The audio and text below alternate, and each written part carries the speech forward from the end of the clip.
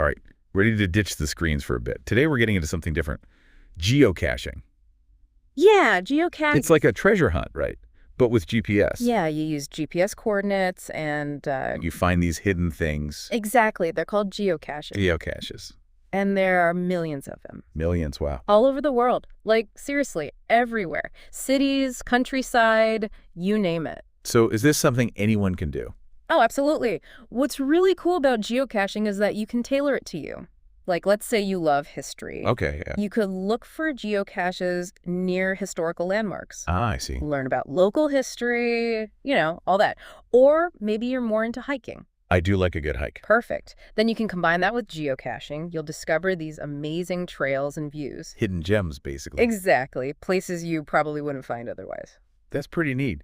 But I'm thinking, like, with my schedule and how fit I am. Oh, no, it's for all sorts of people. And fitness levels, there are easy ones, like in parks, good for families, you know? Okay. And then there are ones that are way more intense, in rough terrain, need some serious skills. So I could choose how adventurous I want to be. Totally. You choose your own adventure level, and there's so much variety, too. Like, you don't just find the container every time. You've got multi-caches. Those involve clues and following coordinates. That's complicated. Then there's earth caches. Those teach about geology, rock formations, all that.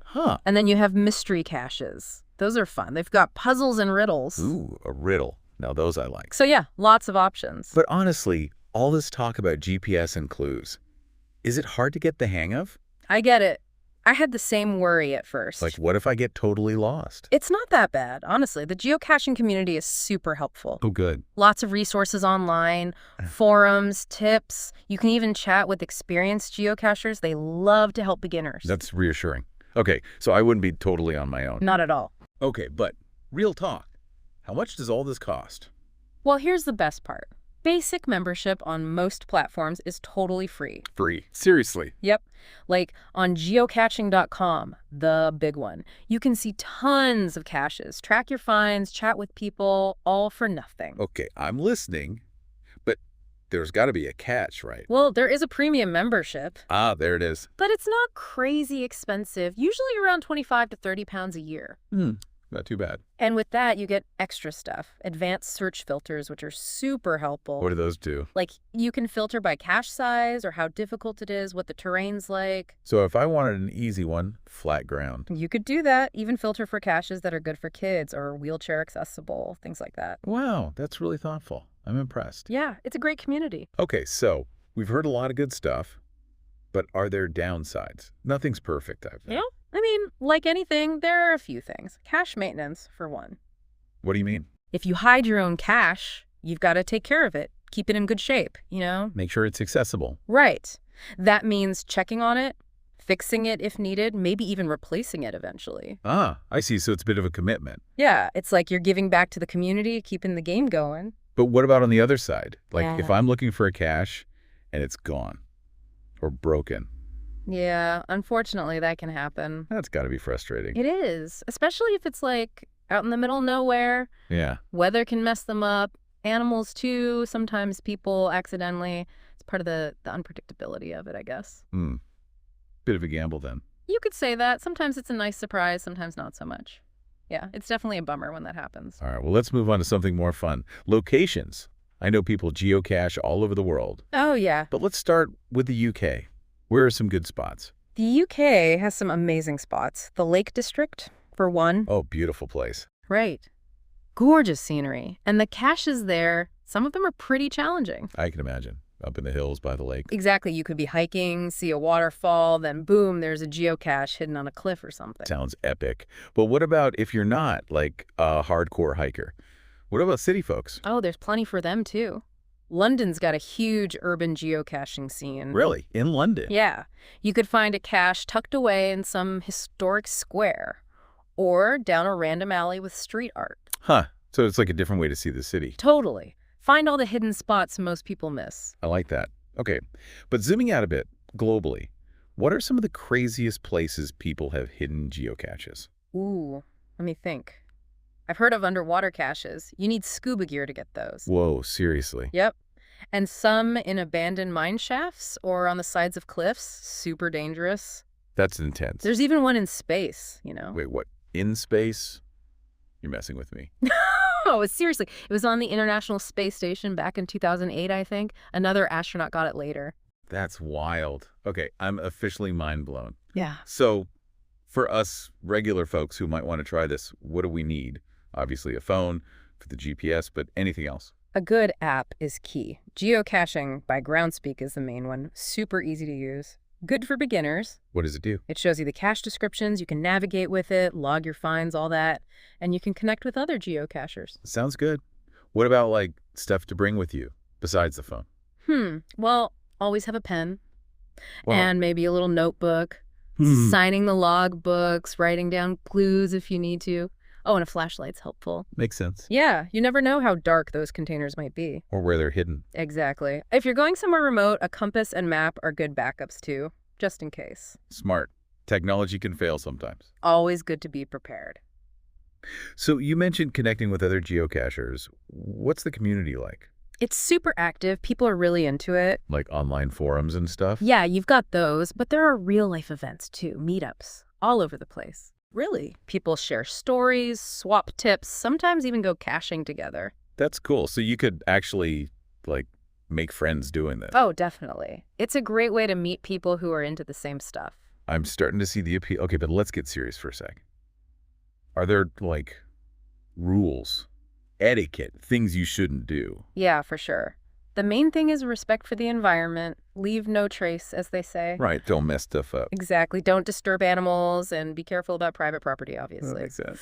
And when you find a cache, be gentle with it. Make sure you hide it back properly so others can find it too. So it's not just about me finding it, it's about keeping it going for others. Yeah, it's a community effort, keeping the game alive. Okay, I can get behind that. Now, you mentioned hiding geocaches. Yeah. Tell me more about that. What's that like? It's a whole other side of the hobby. Really fun, but you got to do it right. What do you mean? First, check the rules. Every area has guidelines about where you can and can't hide caches. So it's not just like pick a random spot and bury a box. Nope. Got to make sure it's safe, accessible, not going to hurt anything, you know. Okay, it's more complicated than I thought. If it's on private land, you need permission from the owner, of course. Right. What about the container itself? Any rules for that? It's got to be tough, weatherproof, camouflaged. So it doesn't stand out. Right. And big enough to fit a logbook, maybe some trinkets or things to trade. Logbook? Yeah, for people to sign when they find it. Ah, I see. Like proof you were there. Exactly. They write the date, their name, maybe some comments about their experience. That's kind of sweet, actually. It is. It's like leaving a little mark, Yeah. connecting with other cachers. Okay, so I hide it, camouflage it, put a logbook in. Then what? Do I just forget about It's it? not quite. You got to Yeah. maintain it. Go back and check on it regularly. Make sure it's still there. Yeah. And make sure it's in good condition. Replace stuff if needed. Make sure the logbook's dry, all that. So it's an ongoing thing? It is, but it's satisfying. You're contributing to the game, making it fun for other people. Okay, that makes sense. Yeah. But what about, like, random people? Yeah. Non-geocachers? Muggles, they're called. Muggles, right. What if they Yeah. find it? Good camouflage is key. Hide it well. And try to pick a spot that's off the beaten path. Away from muggles. Yeah. Yeah. You can even put a note in the cache explaining what it is. Ask them to leave it alone. Politely tell them to buzz off. Exactly. This is fascinating. It's like a whole world I never knew about. Speaking of which, technology is obviously a big part of this, right? GPS and all. Absolutely. It's changed the game completely. Made it so much more accessible for everyone. Yeah, I can imagine. Back in the day, you probably needed like a big clunky GPS device. Oh yeah, and maps, compasses, the whole shebang. Now with smartphones, everyone's got the tools right in their pocket. And the apps with all the info and stuff makes it much easier to get started. Definitely. And then you've got all the new stuff coming out, augmented reality, virtual reality. Ooh, VR geocaching. That sounds wild. Right, like a video game, but in the real world. That's pretty cool. Yeah. But does all this tech take away from the spirit of it? Like the actual exploring and discovering? That's a good point. It's Oh, a yeah. balance, right? We don't want the tech to replace the adventure, just enhance it. Make it easier to get out there, but still have that sense of discovery. Exactly. Okay, so what about the future of geocaching?